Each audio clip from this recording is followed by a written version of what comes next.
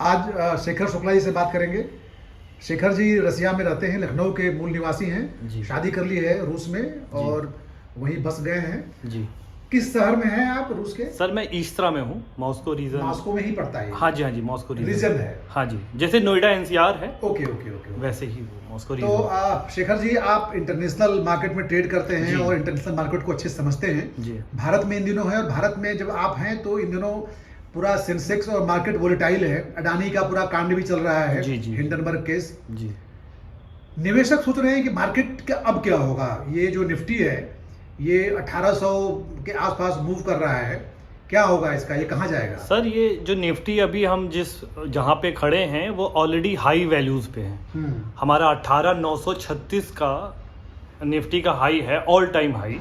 और हम अभी 17,600 के आसपास आज की जो मार्केट बंद हुई है वो 17,600 के आसपास है। ग्लोबल क्यू के हिसाब से हमें नीचे ही जाना है, हम ऊपर नहीं जाएंगे। अगर हम ऊपर जाएंगे भी तो आप कह रहे हैं कि मार्केट हमारा अब नीचे जाएगा? हाँ। इतना दावे से कैसे आप कह रहे हैं? इतना दावे से इसलिए कह रहे हैं क्योंकि आप ग्लोबल क्यू देखो ना, हमारा मार्केट डिपेंड करता है अमेरिकन इकोनॉमी पे। ठीक है। हमारा जो आईटी सेक्टर है वो totally dependent on American. So American market already down हो रही है, एनर्जी क्राइसिस चल रही है आपका यूरोप में। आपके अगल बगल आप देखो, अडानी फैक्टर इसमें कितना रोल निभाएगा? अदानी फैक्टर रोल इसलिए ज़्यादा निभाएगा क्योंकि अदानी एक बहुत बड़ा इन्वेस्टर है हमारे इंडियन मार्केट में, शेयर मार्केट में। और अदानी, जहाँ तक अदानी की बात है, आज की जो न्यूज आई थी, जो क्रेडिट स्विस की बात आई थी, उन्होंने उनके बॉन्ड की वैल्यू को जीरो कर दिया। अच्छा। हाँ, क्रेडिट स्विस उनके बॉन्ड की वैल्यू को जीरो कर देना मतलब कि क्रेडिट स्विस जो हमारे इंडियन प्राइवेट बैंकर्स हैं वो लैंडिंग लेते हैं जी, लैंडिंग करते हैं उस क्रेडिट स्विस से, कुछ पैसे हम वो लेते हैं, इन्वेस्ट करते हैं अपने यहाँ पे जी। उन्हें एक बॉन्ड देना पड़ता है। बॉन्ड मतलब एक सिक्योरिटीज देनी पड़ती है जी। जो उन्होंने अदानी की सिक्योरिटीज दी, उसके अगेंस्ट पर क्रेडिट स्विस ने उसकी बॉन्ड की वैल्यू को जीरो कर दिया। ओहो। अब जीरो कर दिया तो अब जो प्राइवेट बैंकर हमारे यहाँ आज जो अचानक मार्केट हरा हरा था और गिरने लगा, तो क्या इसी की वजह से? ये सब प्री प्लान है भैया। अच्छा। Everything is pre plan. कौन प्लान किया है ये? कोई भी हो सकता है, अदानी खुद भी हो सकता है। अच्छा। हाँ। अदानी का कल एफपीओ आया, 3,000 रुपए पे एफपीओ था। 2,900 पे उनका शेयर का उसका वैल्यू चल रहा था, अदानी के शेयर का। आज वो 2,000 पे आ गया। तो उनको पैसे मिल गए और अदानी साहब को पैसे मिल गए। उनका तो ऑलरेडी एफपीओ उनका 100% सब्सक्रिप्शन हो गया, उनको तो पैसे आ चुके हैं। अब वो शेयर की मार्केट डाउन जाए अप जाए, बट उनके अकाउंट में तो ऑलरेडी पैसे आ चुके हैं ना। हमारा मार्केट कहाँ जाएगा? 1800 पे निफ्टी है, 1800 के इर्द गिर्द है। हाँ। और आप से भी चर्चा हो रही थी तो आप कह रहे थे कोरोना के समय हमारा मार्केट कहाँ था और कहाँ है। हाँ, थोड़ा इसको आप चार्ट के एक्सपर्ट हैं, चार्ट को अच्छे से समझते हैं, चार्ट क्या बता रहा है? चार्ट तो अभी जो मेजर रेजिस्टेंस है वो 17,800 के आसपास है। ठीक है। 17,800 आज हम लेके गए थे 17,800, बट 17,800 पे बंद होना ये बहुत बड़ी बात है। अगर 17,800 पे बंद हुआ जिस दिन भी मार्केट, तब हम सोचेंगे कि अपसाइड मूवमेंट आ सकती है।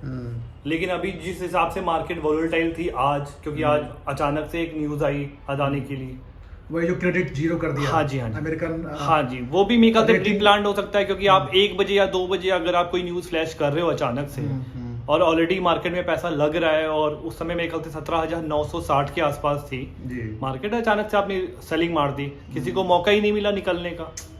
और लोग जैसे जैसे मार्केट नीचे आती गई, लोग एवरेज करना चालू कर दिए, क्योंकि उनको लगा कि अभी 100 पॉइंट ऊपर जाएगा, 100 पॉइंट ऊपर जाएगा, थोड़ा सा निकाल लें, हल्का सा निकाल लें, तो वो निकाल नहीं पाए। तो वैसे ब्लड बाथ बोलते हैं जिसको, जो है एग्जैक्टली ब्लड बाथ एक्चुअली अभी आया नहीं है। हाँ। ये बस एक, आप तो डरा रहे हैं। हाँ, ये एक डायरेक्शन दिखा रहे हैं।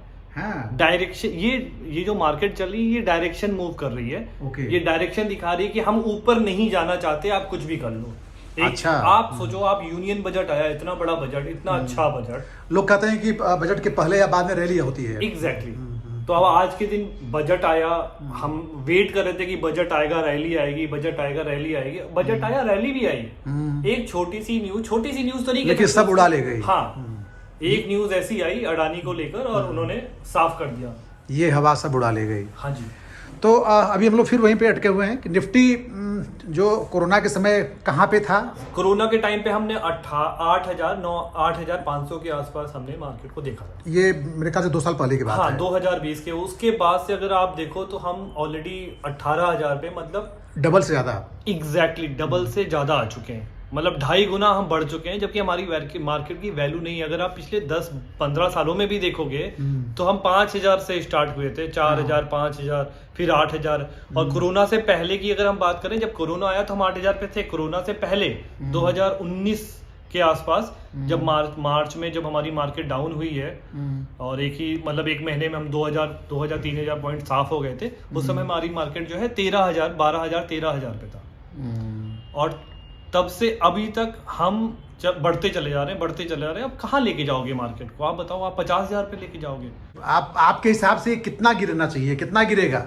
सर मेरे हिसाब से तो मुझे लगता है अगर बहुत ज्यादा ग्लोबल रिसेशन जो अभी चल रहा है हम उसे नजरअंदाज कर रहे हैं, बट ग्लोबल रिसेशन गूगल ने इतने लोगों को निकाला, अभी आपने देखा था 10,000 लोगों को गूगल ने निकाला, माइक्रोसॉफ्ट ने निकाला, हर कंपनी बैक ऑफ कर रही है इन सारी चीजों से। मुझे लगता है कि कम से कम 4-5 हजार पॉइंट, अभी 17,000 पे, मुझे लगता है कि 13,000 के आसपास इस साल हमें दिख जाएगा अगर रिसेशन। क्या बात कर रहे हैं? अगर रिसेशन, हाँ जी सर, आज ही देख लो ना, आज ही 300 पॉइंट ऊपर गए, आप 300 पॉइंट नीचे गए। हम अभी सेल ऑफ में है ही नहीं। एक्चुअली जो अभी सिचुएशन है, हमें जो मार्केट दिखा रहा है वो डायरेक्शन दिखा रही है कि हम यहाँ नीचे जाएंगे या ऊपर जाएंगे। तो 17,800 रेजिस्टेंस है, रेजिस्टेंस भी है और सपोर्ट भी है। तो 17,800 हम गए थे, आज हम 17,800 से फिर पिछले 17,500 अब मेजर रेजिस्टेंस है। अगर 17,500 हमने तोड़ दिया तो हम फिर हमारे लिए 16,500 का एक मेजर सपोर्ट वो खुल जाएगा दोबारा। और आप करें 13,000 तक जाएगा ये गिर के, मतलब अगर 13,000 तक जिस तरीके से रिसेशन चल रहा है और जिस तरीके, क्योंकि अगले साल आपका बाइडेन का चुनाव है, अमेरिकन प्रेसिडेंसी का चुनाव है, तो उसके क्यूज जब तक उनकी मार्केट डाउन नहीं होगी तब तक उनकी गवर्नमेंट चेंज नहीं होगी। ओके। क्योंकि अगर आप टेस्ला और इन चीजों को भी फॉलो करते हो जी, तो आपको पता होगा कि टेस्ला के और इनके relations is not good, Biden साहब के, and that Trump is already supporting that Tesla and everyone. तो ये सारे फैक्टर भी मायने करते हैं मार्केट। भारत का अपना कोई फैक्टर नहीं होगा जो बाजार को बचाएगा, भारतीय बाजार को? भारत बचा तो हुआ, अभी तक तो बचा ही हुआ है, लेकिन आप ग्लोबल रिसेशन की जब बात करोगे, जब ग्लोबल रिसेशन आएगी तो हम तो, अब जैसे हमारा एक घर है, हम एक घर में रहे, हमारे बाथरूम की लाइट अगर फ्यूज हो गई तो हमें तो असर पड़ेगा ही ना। हम कितने भी रौनक में हैं, लेकिन अगर हमारे घर की लाइट चली गई, पूरे घर की लाइट चली गई, आप एक कमरे में आपने इन्वर्टर लगा रखा है, चलो जी, कब तक इन्वर्टर पे काम करोगे? तो ये सिचुएशन, तो आपका कहना है कि मैंने हमारी जो मार्केट है उसमें गिरावट कंफर्म है? हाँ, है 13,500, 14,000 हम इस साल देख सकते हैं, इस साल 2023 में। 2023 मैंने ये पूरा बरस जो है गिरावट का बरस होगा। हाँ, और जब तक हम नीचे नहीं आएंगे तब तक हम ऊपर नहीं जाएंगे। और आपका कहना है कि हम बहुत ऊपर जा चुके हैं, हम बहुत कम समय में? हाँ, हम बहुत कम समय में बहुत ज्यादा ही, मतलब बहुत खर्चीले हो गए। खर्चीले इन द सेंस, आप समझ रहे हो, आज से 10-15 साल पहले हमारी मार्केट जो है 4,000, 5,000 सेंसेक्स पे थी। हम कोरोना के टाइम पे 8,000, 2020 से अभी तक हम 2.5 गुना बढ़ चुके हैं, 2.5 गुना। जबकि हमारी और आपकी आमदनी उतनी ही रही है, लेकिन मार्केट का जो वैल्यूएशन है वो ज़्यादा चल रही है, बिकॉज नए नए स्टार्टअप्स आए, नए नए इन्वेस्टमेंट्स आए, ये सारी चीज़ें चल रही है। लेकिन मुझे नहीं लगता कि ये, मतलब कितना ऊपर जाओ। आप सोच रहे हो कि हम अगर 18,000 पे घूम रहे हैं, 19,000 पे घूम रहे हैं, हम कल को 20,000 ले जाएंगे, 25,000 ले जाएंगे, उससे फ़ायदा क्या होगा? फ़ायदा नहीं होगा ना। इकोनॉमी बहुत ज़्यादा ऊपर चलेगी, बट हमारे पास इम्प्लीमेंट करने को चीज़ ही नहीं है। हम करेंगे क्या उस इकोनॉमी का? जो हम जैसे जापान है, आपने जापान की इकोनॉमी देखो, आप पहले देखो और अब देखो। जापान की इकोनॉमी बहुत बड़ी थी, बहुत बड़ी, अभी भी बहुत बड़ी है, बहुत बड़ी थी, लेकिन अचानक से उसमें सेल ऑफ आया, अचानक से। अब पिछले 10-15 सालों से जो जापान की मार्केट है वो स्ट्रेंथ एक ही इकोनॉमी पे चल रही है। द सेम सिचुएशन इंडिया की आ रही है। लेकिन अगर ये आप जो बता रहे हैं गिरावट की, हम लोग 13,000 तक जाएंगे, तो अगर ऐसा हुआ तो 13 नहीं कह सकते हम, 14-13 के बीच में, 13-14 के बीच में। तो अगर ऐसा हुआ तो लोग तो कहेंगे कि अडानी जी की स्कैम के चलते ही सब ये हुआ है। माने लोगों को एक बहाना मिल जाएगा कहने के लिए। तो क्या ये जेन्युइन बहाना होगा? ये वाजिब कारण है कि माना जाएगा कि ये जो गिरावट है अब अडानी के इस खुलासे हिंडनबर्ग के खुलासे के बाद ही ये सब मार्केट गिरावट शुरू, हालांकि आपका कहना है कि स्वाभाविक रूप से इसको गिरना था, चाहे अडानी कांड होता या नहीं। जी जी जी है ना? सर देखिए, ये तो ग्लोबल क्यूज है ना। अब जैसे आप अदानी की बात कर रहे हो, तो अदानी में हिंदुस्तानियों का ही पैसा नहीं लगा है, बाहर वालों का भी तो पैसा लगा है, तो वो भी तो अपने पैसे के लिए डरेंगे ना। अब क्रेडिट स्विस ने क्यों बॉन्ड की वैल्यू 0 करी? कुछ तो उन्होंने देखा ही होगा ना, कहीं तो हिडलबर्ग ने क्यों रिपोर्ट करी?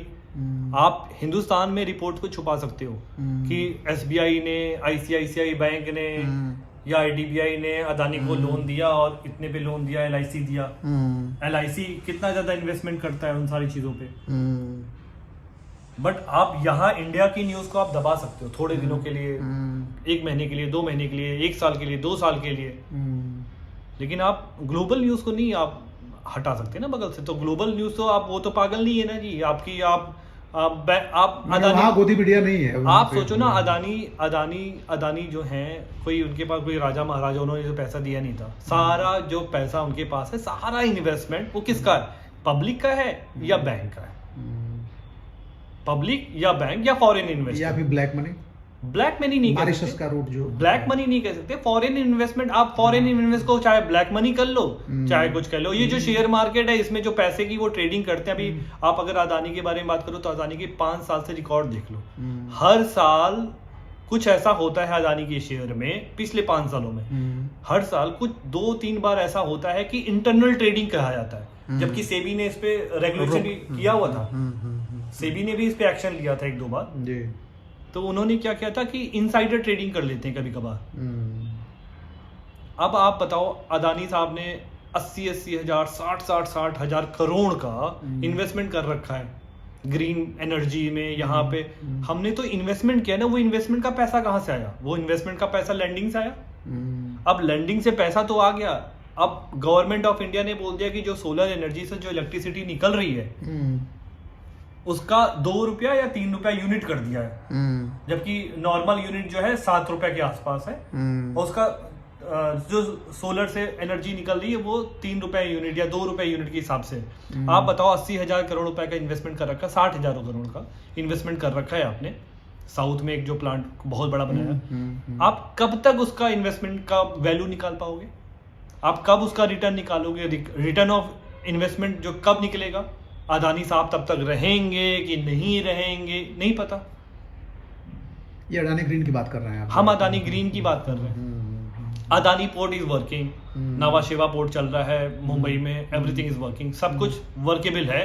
चलिए, कहीं ना कहीं से इन्वेस्टमेंट आ रहा है, कहीं से कहीं उनका प्रॉफिट एंड लॉस दिख रहा है। आप अदानी ग्रीन की बात करो, अभी अदानी साहब ने वो सीमेंट की कंपनी ले ली है, अंबुजा आईसीसी। हाँ जी, तो वो एक नए सेक्टर में अपने बिजनेस को फैला रहे हैं, बट उनके पास पैसा है कहाँ से? रिटर्न कहाँ से आ रहा है आपके पास? आप तो लोन से ही ले रहे हो ना सारी चीजें। तो ये है सिचुएशन। तो शेखर जी, मैंने कुल मिला के आप भारतीय मार्केट को लेके बहुत आशावादी नहीं हैं? आशावादी हैं, हाँ। लेकिन थोड़ा सा वक्त लगेगा, क्योंकि जब आप ग्लोबल क्यूज में, अगर आप ग्लोबल रिसेशन को देखोगे, हम बहुत आगे हैं। हम अभी तक हमारे रिसेशन का कोई फर्क ही नहीं पड़ रहा है। आप देखो, आपके अपने बारे में बताइए, आपने जो ट्रेडिंग कब शुरू की और क्या एक्सपर्टाइज है आपका, खुद क्या कमाते हैं आप? फुल टाइम जो है ट्रेडर हैं, तो आप कैसे, माने किस सेगमेंट में काम करते हैं? सर मैं ना 2013-14 के आसपास से मैंने स्टार्ट किया, 2012-13, हाँ 2012-13 के आसपास मैं धीरे धीरे करता था। फिर बीच में मैं मॉस्को निकल गया था, तो फिर वहाँ से भी करता था। फिर मैं जॉब खा। मॉस्को क्या करने गए थे आप? मॉस्को मेरी बिटिया वहाँ पे होने वाली थी, ओके। तो इसलिए मैं वहाँ शिफ्ट कर गया। तो फिर वहाँ से मैं ट्रेडिंग वगैरह यही सब, इन्वेस्टमेंट यही सब करता था। तो पहले मैं स्टार्टिंग में तो मैं इन्वेस्टमेंट करता था, फिर मुझे बाद में ये 5-6 सालों के बाद ये पता चला कि मैं जो इन्वेस्टमेंट करता हूँ उसको ज़्यादा दिन हम रोक नहीं सकते, क्योंकि हमने 5 साल पहले जो इन्वेस्टमेंट किया था, मार्केट एक बार ऐसा थप्पड़ मारती है, हम वापस उसी जगह पे आ जाते हैं जहाँ से हमने स्टार्ट किया था, इवन उससे नीचे भी आ जाते हैं। तो मेरा मकसद ये है कि हमने इन्वेस्टमेंट 2-3 साल की, जहाँ हमें प्रॉफिट इज लाइक अ सांप, जहाँ आपको सांप दिखा वहीं मार दो। हमें प्रॉफिट दिखा, हमें अपना निकालो और काम करो। तो ये मेरा इन्वेस्टमेंट का तरीका है। और जहाँ तक ट्रेडिंग की बात है, तो ट्रेडिंग आजकल मैंने स्टार्टिंग में अब स्टार्ट करी है, क्योंकि आजकल की जो पिछले 1 साल से मार्केट चल रही है, यूक्रेन और रशिया के बाद जब स्टार्ट हुआ था, फरवरी 22 तारीख को जो स्टार्ट हुआ है लास्ट ईयर, उस दिन के बाद से मैंने ट्रेडिंग चालू कर दी। इन्वेस्टमेंट नहीं किया, क्योंकि मुझे मुझे ऐसा लग रहा है कि ऐसी मार्केट में इन्वेस्टमेंट नहीं जरूरी है, ट्रेडिंग जरूरी है, because the market is volatile. क्योंकि आपको मालूम ही नहीं है कल को क्या हो जाएगा। आपकी मार्केट ऊपर जाती, वो डोकलाम का कुछ न्यूज आ जाता है, अपने आप 2000 पॉइंट नीचे आ जाते हो आप। अभी सब कुछ एवरीथिंग इज ओके चल रहा था, अभी आपको मालूम होगा दिसंबर के आसपास डोकलाम में कुछ हुआ, 500 पॉइंट गिरा दिया आपने, 18,700 800। हमें कोई रीजन चाहिए मार्केट को गिराने के लिए। ये तो हम तो बढ़ते ही जा रहे हैं। कहाँ तक फैलोगे आप, कितना पैर है आपका, कितने लंबे तक आप घूमोगे? तो हमें तो कोई ना कोई तो न्यूज चाहिए ही। बिल्कुल ठीक सर, बातचीत करने के लिए बहुत धन्यवाद। और वैसे ही आप जो है रसिया से भारत आया करिए और हम लोग कुछ बतियाते रहेंगे। शुक्रिया, थैंक यू, धन्यवाद।